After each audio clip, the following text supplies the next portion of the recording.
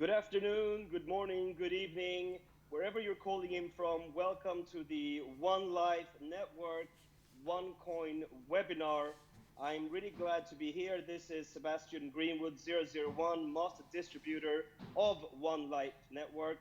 And we have, of course, today a very important call. On the call, we have the three most important people in the network, in the company, OneLife, OneCoin. We have, of course, on the call myself, Sebastian Greenwood. We have also Mr. Pierre Arens, the CEO of OneCoin, and of course, the founder, Dr. Ruja Ignatova. So please sit back, relax, listen to these important questions that have been coming in during the months. This is a FAQ live webinar session, and we are going to answer the questions that have been coming through from you. So over to you, Laura, to read up the questions, please. Hello to all our viewers. The first question is more general. Will there be a possible Arabic translation of the official OneLife pages and the back office, as there are many people from the Middle East who would like to join? Okay, I can answer that, Laura. So when it comes to languages, we all know that whatever language is on the website is what's there. Of course, there are hundreds of different languages that people want. The official One Academy webpage has already been translated in Arabic specifically, and Hungarian is in process, and other languages are listed on the website. So please just to refer to the languages on the website. They are the ones that are live, and they're of course in the making of. You cannot force a language to come on the website. It's all step-by-step process, guys. Next question. Thank you, Sebastian. Next question is, can you provide more information about OneCoin's blockchain? How exactly does it work? Yes, it has already been described in the presentation in Macau, but for the people that could not be there, once again, how does the blockchain work? It is a closed source system that is made deliberately closed source so that there is no attempt for fraud or that there is no attempt for a duplicity or forgery. It streamlines mining pools, and every time when such a pool is being mined, it yields 50,000 OneCoins per block and a block every minute. Of course, it stores the KYC information also inside the blockchain. And in the back office, members can see a blockchain viewer which shows detailed information about the blockchain. So it requires time for a complete transaction to be reflected in the system, but the blockchain mines every minute. Hello everybody, this is also Dr. Ruja. I'm very pleased to see you all on the webinar, and I would like to add some words on what Pete said. Pete has done amazing work since he's with us on the coin, on the blockchain, on the IT system. I just would like to remind you actually of the special things of the OneCoin blockchain that he already said. We are not open source yet before we go public. Today we published something very interesting on the Facebook website of the company. I don't know if you had a minute to read it, about the Bitcoin blockchain and the forks that might happen. Now we are closed source blockchain, so forks, which means dividing the blockchain and the blockchain goes one of them left and right, cannot happen to us. So it's a very good thing actually that we are doing with our blockchain not being open source, and a lot of experts actually are saying that this probably is the future of cryptocurrency. I believe that OneCoin actually has chosen a very good approach and makes itself ready for the future, because we store in an encrypted way the KYC information of the users. You know that banking gets more and more transparent in the world that we live in, information exchange and so on, and we prepare our cryptocurrency not to be anonymous, and this is why we store this information actually in our blockchain. Also very important for you guys is that the blockchain is one of the fastest outside in the market. It means that we have a block coming every minute. This is very valuable when we validate transactions. The blockchain is not only important for us to mine the coins, but also to validate the transactions. And for merchants who want to do quick transactions, this is invaluable.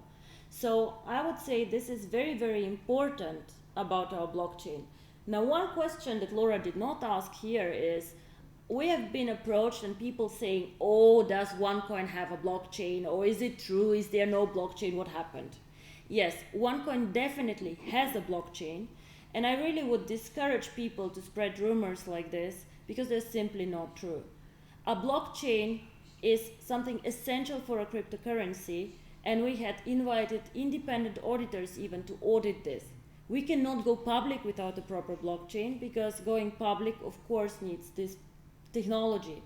So I would like to tell everyone, once again, yes, we have a very proper blockchain, and the haters claiming other people probably should go and look for something else to say on this. So the OneCoin blockchain is not only real, it has been assessed also by experts. There's a white paper, we will speak a bit more about it.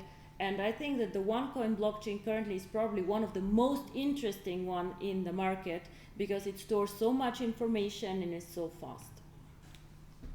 Thank you, Dr. Ruja. So following the question about the rumors, how would you address the situation that has been recently occurring in India and all the negative publications that have been addressing our company? Well, unfortunately, we face situations every day in several countries, and even more unfortunate is that most of the situations are self-made and unfortunately made by the network. So once again, I would like to ask Sebastian and all the leaders in the network to remind our people out there what we are doing. We are a company who sells education packages. We are not an investment. We are not selling OneCoins. We are not selling cryptocurrency.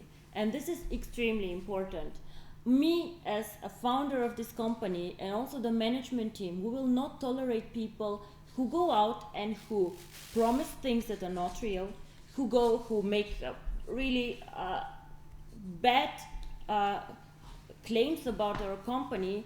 And what happened in India is actually very, very simple. There were 25 or 30 people who were marketing our company and our education packages as investments.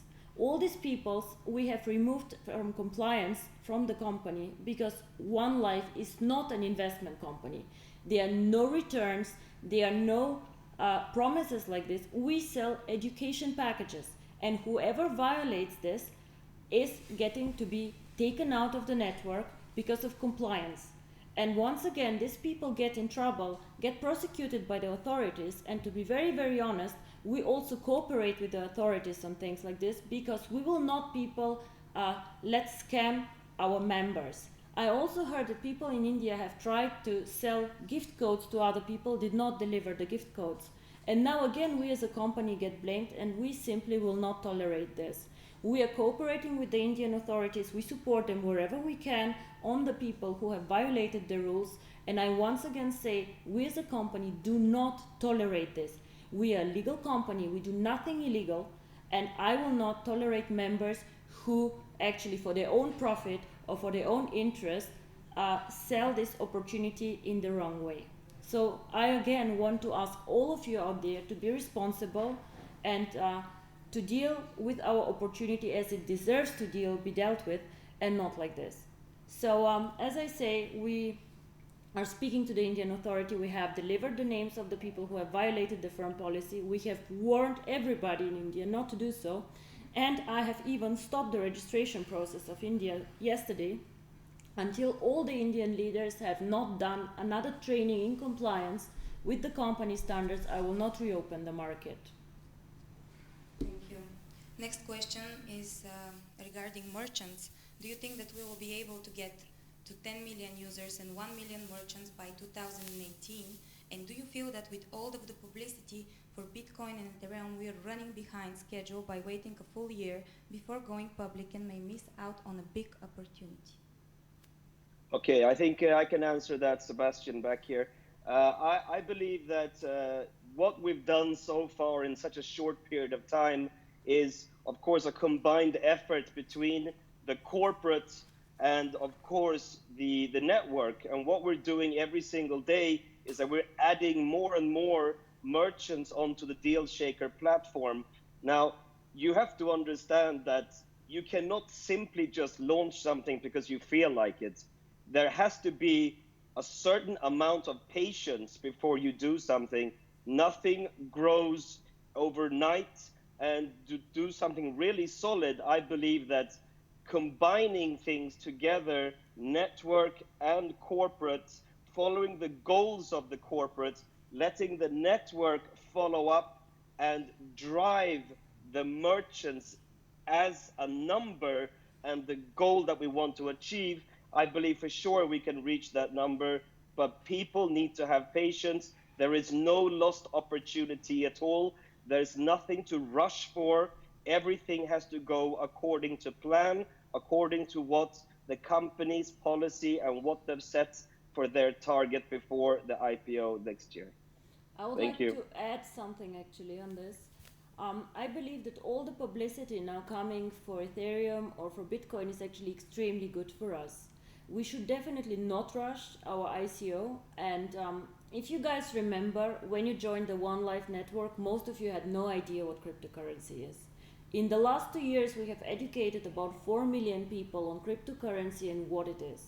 Now, all this positive publicity and all the value creation in Bitcoin and Ethereum is something very, very good, because the public again sees that cryptocurrency is an instrument that is here to stay and that it's something, a financial instrument of the future. I would ask my people and all our OneCoin users not to think that the pie is limited. The pie actually is not limited. So Bitcoin does not take anything from us. Ethereum does not take anything from us. All this publicity and all this noise around cryptocurrency actually makes the pie much bigger.